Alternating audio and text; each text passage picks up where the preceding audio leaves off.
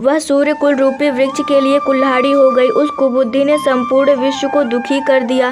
श्री राम सीता को जमीन पर सोते हुए देखकर निषाद को बड़ा दुख हुआ।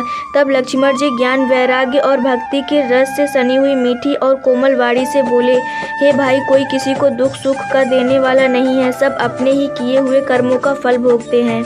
संयोग मिलना, वियोग बिछड़ना, भले बुरे, भोग, शत्रु, मित्र और उदासीन, ये सभी भ्रम के फंदे हैं। जन्म, मृत्यु, संपत्ति, विपत्ति, कर्म और काल, जहाँ तक जगत के जंजाल है, धरती, घर, धन, नगर, परिवार, स्वर्ग और नरक आदि जहाँ तक व्यवहार है, जो देखने, सुनने और मन के अंदर विचारने में आते हैं, इन सब का मूल मोह अज्ञान ही है, परमार्थतः ये नहीं है।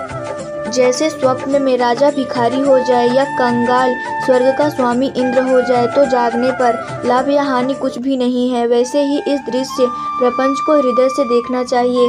ऐसा विचार कर क्रोध नहीं करना चाहिए और न किसी को व्यर्थ दोष ही देना चाहिए। सब लोग मोह रूपी रात्रि में सोने वाले हैं और सोते हुए उन्हें अनेकों प्रकार के स्वप्न दिखाई देते हैं।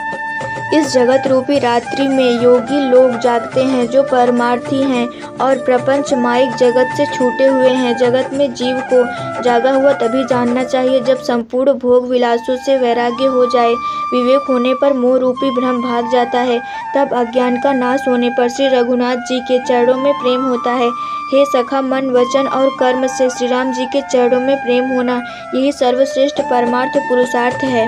श्री राम जी परमार्थ स्वरूप परम वस्तु पर ब्रह्म है। वे अविगत, जानने में न आने वाले, अलग, स्थूल दृष्टि से देखने में न आने वाले, अनादि, आदि रहित, अनुपम, उपमा रहित, सब विकारों से रहित और भेद शून्य है। वेद जिनका नित नेति नेति कहकर निरूपण करते हैं, वही कृपालु श्री रामचंद्र जी भक्त, भूमि, ब्राह्मण, गौ और देवताओं के हित के लिए मनुष्य शरीर धारण करके लीलाएं करते हैं, जिनके सुनने से जगत के जंजाल मिट जाते हैं। हे सखा, ऐसा समझ, मोह को त्याग कर श्री सीता राम जी के चरणों में प्रेम करो। इस प्रकार श्री रामचंद्र जी के गुण कहते कहते सवेरा हो गया। तब जगत का मंगल करने वाले और उसे सुख देने वाले श्री राम जी जागे। शौच के सब कार्य करके नित्य पवित्र और सुजान श्री रामचंद्र जी ने स्नान किया। फिर बड़ का दूध मंगाया और छोटे भाई लक्ष्मण जी सहित उस दूध से सिर पर जटाएं बनाई। यह देखकर सुमंत्र जी के नेत्रों में जल छा गया। उनका हृदय अत्यंत जलने लगा, मुंह मलिन उदास हो गया। वे हाथ जोड़कर अत्यंत दीन वचन बोले, हे नाथ, मुझे कौशलनाथ दशरथ जी ने ऐसी आज्ञा दी थी कि तुम रथ लेकर श्री राम जी के साथ जाओ। वन दिखाकर गंगा स्नान कराकर दोनों भाइयों को तुरंत लौटा लाना। सब संशय और संकोच को दूर करके लक्ष्मण, राम, सीता को फिरा लाना। महाराज ने ऐसा कहा था, अब प्रभु जैसा कहें मैं वही करूं।